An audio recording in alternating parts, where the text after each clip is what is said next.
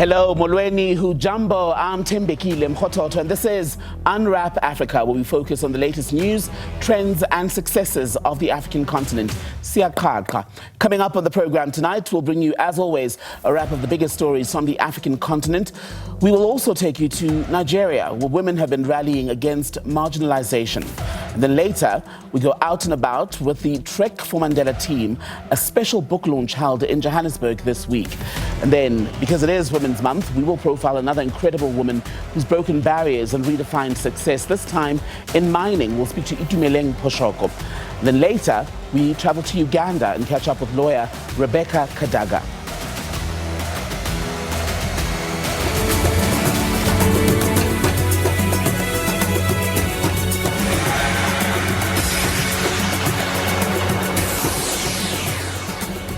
Well, before we get to all of that, this is our question to you tonight. We want to know if you think the African Union is doing enough to stop the war in Sudan. Let us know your thoughts by sending a voice note to our WhatsApp number, +27 78459 1897. You can also find us on Facebook, we're SABC Unwrap Africa, and on X, the handle is SABC News_TV. We'll take your views later this hour. Let's wrap up then the biggest stories from the African continent this week.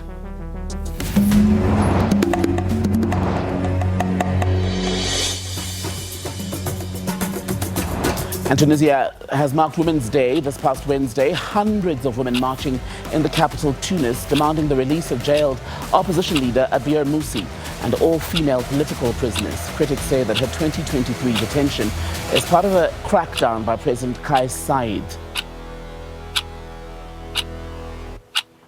Conflict in Bukavu in the eastern DRC has left diabetes patients facing severe insulin shortages.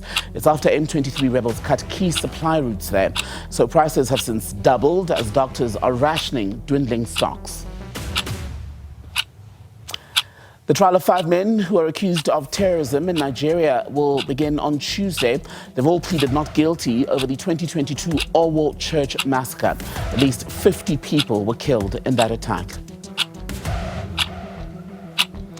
In the Ivory Coast, President Alassane Ouattara has marked Independence Day in Bouaké, calling it a symbol of unity ahead of October's election. The residents say that divisions and hardship remain. The African Union is backing a campaign to replace the Mercator map with one that reflects Africa's real scale, urging schools and institutions to adopt the Equal Earth projection. And African startups have taken center stage at VivaTech 2025 held in Paris. They showcased innovations in AI, culture and digital entrepreneurship. Côte d'Ivoire, Senegal and the Congo led the charge, with the Afric Tech Awards highlighting the continent's growing role in shaping the global tech landscape.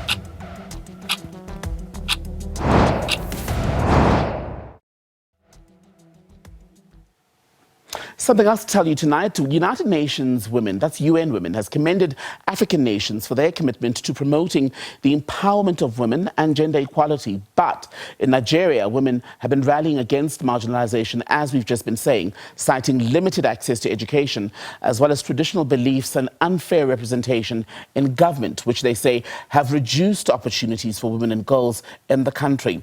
But one woman in Nigeria, especially in the country's northern city of Jos, is trying to change that.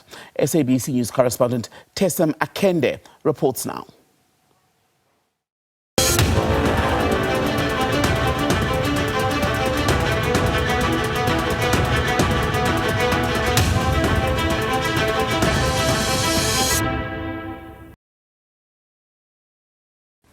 Forty-year-old Mildred Bako was sexually abused when she was 9 and gang raped when she was 16. She said she felt traumatized but overcame it after she shared it with elders who counseled her and gave her hope for a bright future. A lot of women have experienced that, but they don't have a platform, or the society usually will discriminate and stigmatize women not to speak out.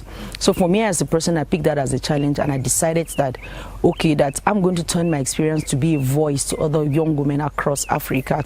While Mildred found help, many other young girls in the country haven't been so lucky and have had to struggle with unwanted pregnancies, with some attempting abortions and endangering their lives. As such, she now runs a non-governmental organization with which she helps young girls with a history such as hers, providing counseling for victims of teenage pregnancy, enrolling them for antenatal classes and ensuring they deliver safely. Through her NGO, Mildred and her team also visit communities where they teach young girls about sex education and reproductive health care and also expose them to opportunities for help.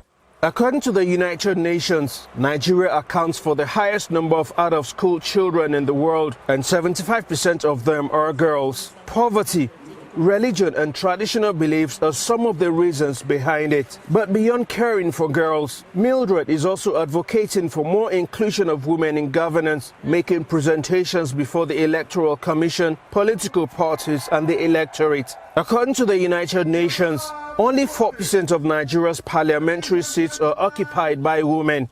The World Economic Forum says at such a pace, the country won't be able to achieve gender parity until 2158. Mildred says the government needs to do better. The government says it's putting in place measures to increase school enrollment and education among girls. President Bola Tinubu has also promised to uphold the country's gender policy, which seeks 35% inclusion of women in governance through appointments. But less than 10 of its 48 ministers are women. People in Jos say Mildred is a good example for young girls to achieve their potential in life. Mildred is doing a fantastic job. I've known her for some time and she's been a shining light, especially among young girls. We need more Mildreds in Nigeria and across Africa for the world to be a better place. Mildred has now joined a political party to deepen her involvement in governance and push further for equal opportunities for women. She hopes to contest for election someday and add her voice to the quest for gender parity in Nigeria, mentoring younger women and giving them a voice like the women in South Africa. Tesem Alende, SABC News, Jos. Let's stay with Women's Month and spotlight and a woman in another part of the African continent, in Uganda. One notable figure is Rebecca Kadaga. She is a lawyer as well as experienced parliamentarian who is the country's first female Speaker of Parliament. She now serves as Deputy Prime Minister and Minister of East African Community Affairs. Our correspondent Michael Baleke spoke with her to reflect on that moment and the road ahead for African women. Rebecca Kadaga is no stranger to power or breaking barriers. She spent a decade at the helm of Uganda's parliament, pushing for women's voices to be heard. Now, as a regional leader, she says South Africa's Women's Month, which honors the 1956 anti-apartheid Women's March, is a moment of reflection for the entire continent. Women have always been at the front line of liberation on this continent, although their contributions are not always recognized. But certainly this march against apartheid was a significant, significant blow to the apartheid regime. Kadaga is calling on women leaders to revive the spirit of solidarity, recalling how countries like Uganda supported South Africa's long road to freedom. It was a given that we all wanted the whole of Africa to be liberated, and were willing, different countries were willing to give in time, giving resources, giving land, giving opportunities to our brothers who are the remaining, because they were the ones who, South Africa was among the last to become independent. Today, she says women in Africa still face barriers in politics, business, and in daily life. But the conversation is changing, and more women are stepping forward to lead. Across Africa, women have fought for liberation and equal pay, political representation and dignity. But progress remains uneven. In countries like Uganda, leaders like Rebecca Kadaga say the next battle is not just about inclusion, but about influence. Kadaga is a strong voice pushing for visa-free travel across the continent, a move she believes could unlock the economic potential for women traders and small business owners. The bulk of trade on this continent, especially the informal trade, is actually run by women. I think over 70% of trade on this continent is managed by women. Many of them uneducated. Many of them not knowledgeable in many languages, but they are able to trade from country to country. And you, like in West Africa, you can see someone from an English-speaking country going to trade in the French-speaking country, another one going to trade in the Spanish-speaking country, with not a lot of high-level education, but just focus and acumen. So visa-free travel would help. As a long-time advocate for women's rights, Kadaga says change requires political will and the right legislation to bring more women into leadership. We need, of course, the legislative support in our country constitutions, first of all, and the political will of the governments to ensure that it happens. For instance, you can see Namibia. Now we have a president who is a woman, the speaker is a woman, I think the prime minister is a woman. So you can see what focus can do. But more than that, I think we need to use the spaces where we are as women to ensure that we advance the cause of women. As South Africa honors the women of 1956 across Africa, women are breaking new ground in the fight for equality, and voices like Rebecca Kadaga's are helping lead the way. Michael Baleke, SABC News, Kampala.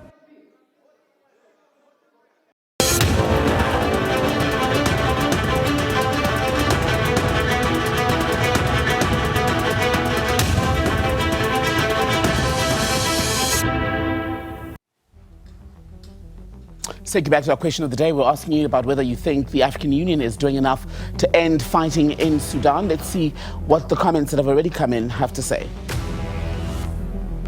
Rhoda Ibrahim says the AU is expected to be more proactive in Sudan. We need to use all our expertise and experience to save this country, not sanctions. Mumbi Ralikam says, is there anyone that takes the AU seriously? In matters of turmoil, it depends on who pays for it. The AU doesn't pay. To be ignored by Sudan would be sad, but it appears inevitable. Alo Jacob says that the AU is known as a toothless dog which barks but never bites. People are dying in Sudan and the AU takes no serious action against the military coup council. Chief Mkoda, keeping it sweet and short, not so sure about the sweet, but short nonetheless, he says, useless organization, SADC as well. Sizwe Sigazulu Zulu says that the AU is just an organization on paper, nothing else. Well, still to come on Unwrap Africa, we look at a woman who's made great strides in mining in South Africa.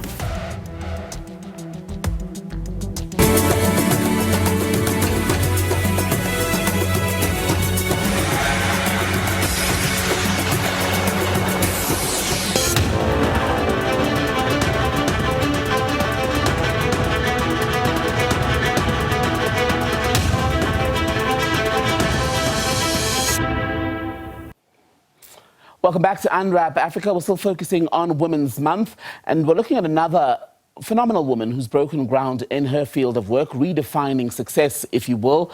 And tonight's guest is described as a trailblazer by those who know her in one of South Africa's toughest and most traditionally male-dominated industries. That's mining. But beyond the accolades, she is passionate about ethical leadership, mentorship, and creating lasting impact. Let's welcome to Unwrap Africa tonight, Itumeleng Phoshoko. Good to have you on the program, ma'am. Happy Women's Month, I guess.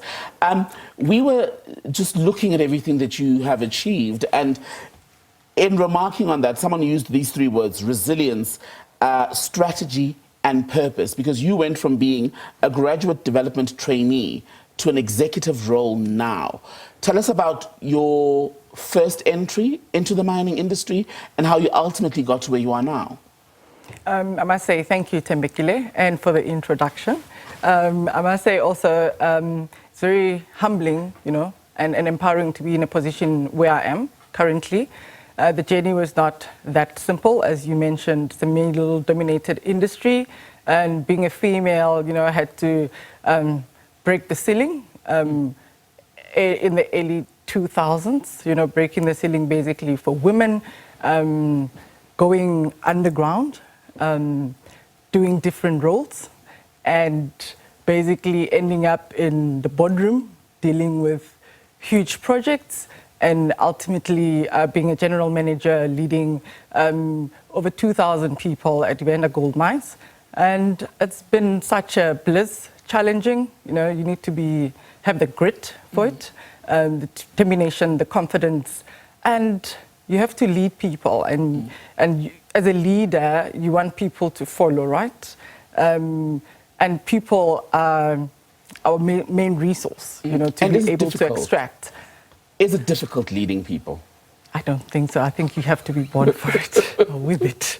And when did you realize that you actually have that in you, that you were, as you're saying, born to do it? I guess from a very early age, you know, at school I was always in leadership roles, I was always involved with people. I guess I care. And yeah, I just resonate well with people. I love what you were saying at the beginning about how you've worked in mining at almost every level, right? Correct. To where you are now. How do you think that has influenced the way in which you approach leadership and decision-making in particular? Because your industry gets a bad rap, right? When you look at how often it's criticized for reducing everything to the bottom line, profits. But you said it's actually human. Correct. So mining is actually about people, behind every production number. So the perception around mining and the bottom line, it's not really true, because what do you then do, you know? And I think also leadership is just a combination of like data and empathy. And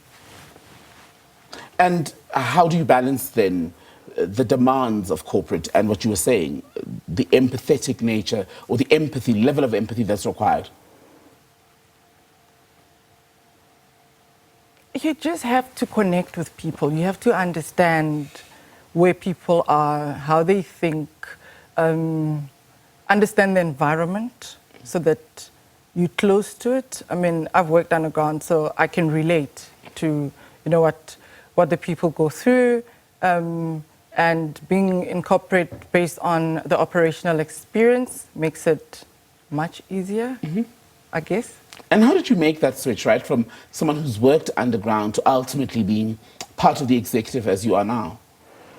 Through developing myself, exposure, standing in the shoulders of giants, having mentors, you know. That's how I've actually done it. And I understand Excellent. You feel quite strongly yourself about mentoring other people. Is it young women in particular that you're sort of bringing into the space? Yeah. So the industry is very male-dominated. Henceforth, for me, it's very important to see other women, you know, grow, you know, in terms of how I've grown also. And I'm a high supporter in that.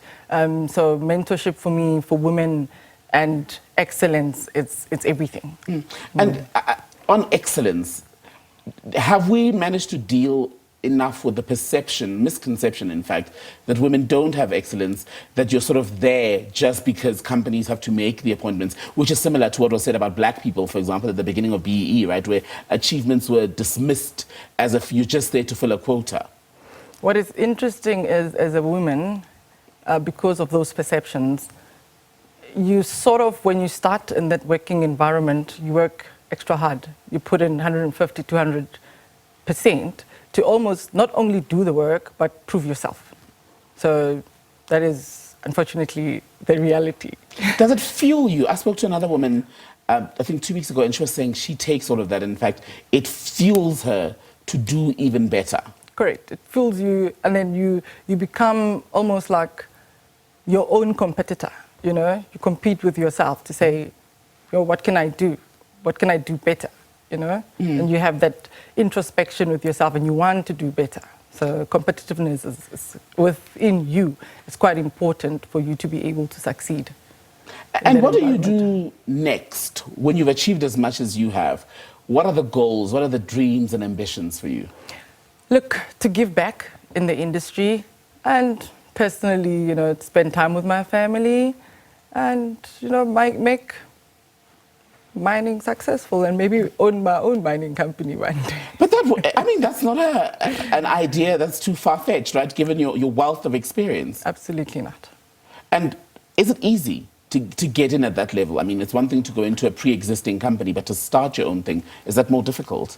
Not necessarily. I mean, think if you know what to do, there's certain applications that you have to do. If you know, you just makes it easy. I mean, I've been involved with projects, so I know what is required from 0 to 100, basically. The whole spectrum. Right, sorry. Is there still a future for mining, do you think, in South Africa? Definitely in South Africa. Okay. And lastly, as we conclude then, I did say at the beginning, this is Women's Month. How do you reflect on the month itself and where women are in South Africa currently? So I think women have been given a lot of opportunities overall, not just in mining.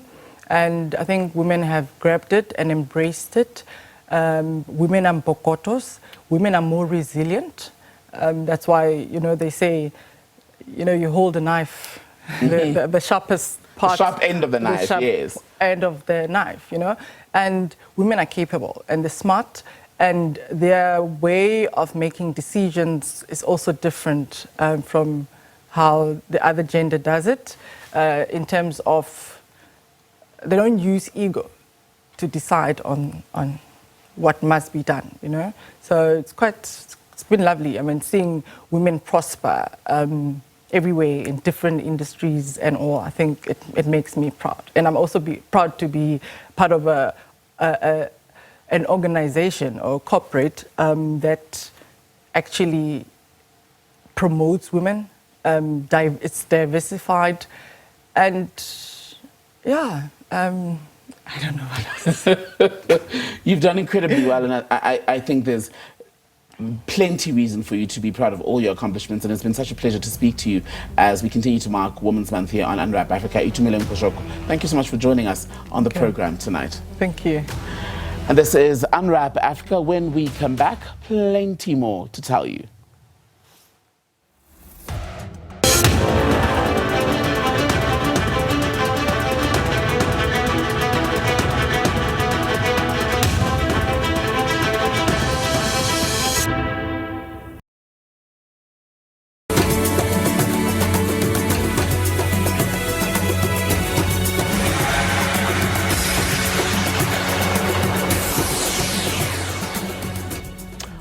Welcome back to Unwrap Africa. Let's take you back to responses to our question of the day. We've been asking you about the African Union and how you think it's doing in terms of stopping the conflict in Sudan. Do you think the AU is doing enough to stop that war?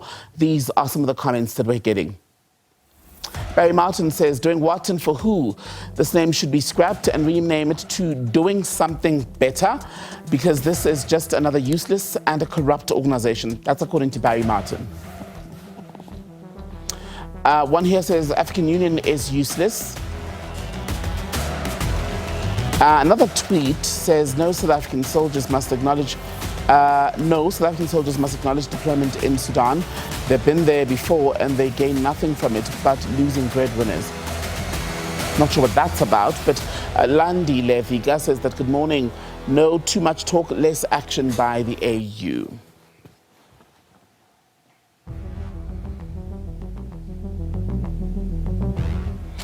Well, Nelson Mandela's iconic words, "It always seems impossible until it's done," have inspired dozens on the annual Trek for Mandela expedition to conquer Africa's highest peak. That's Mount Kilimanjaro. A new coffee table book now captures these unforgettable moments, and our producer, Nonhlanhla Mthembu, attended the launch.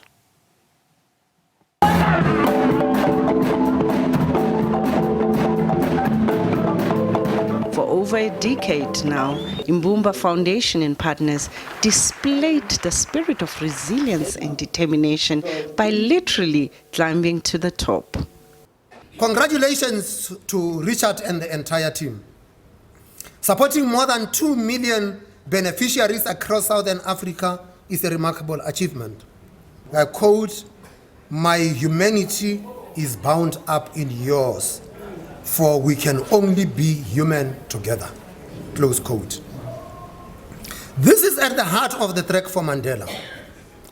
It is not just about conquering a peak. It is about restoring dignity by making sure that no girl child is held back from her education because she lacks access to something as basic yet essential as sanitary care. That climb gave birth to the Trek for Mandela initiative.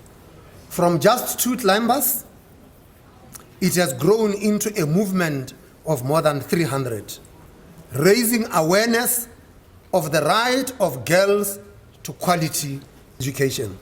Listening to the speakers here, they all echo one powerful message. Africa's narrative is hers to tell.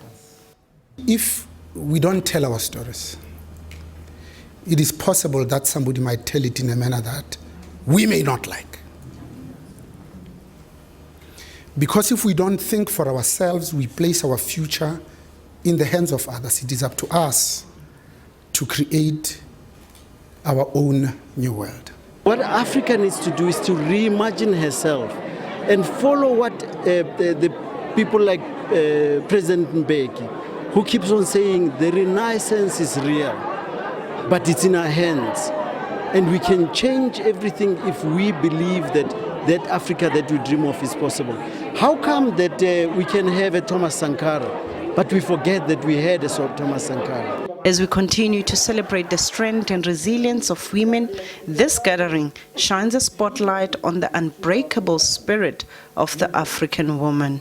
May we never forget the role that women played to cuddle and to grow and to nurture the country that we want to be, the caring nature of our country.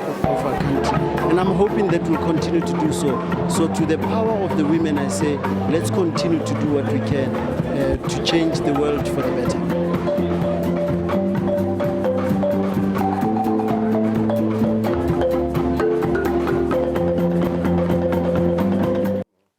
And on that note, that's how we come to the end of this edition of Unwrap Africa right here on SABC News. Stay with SABC News.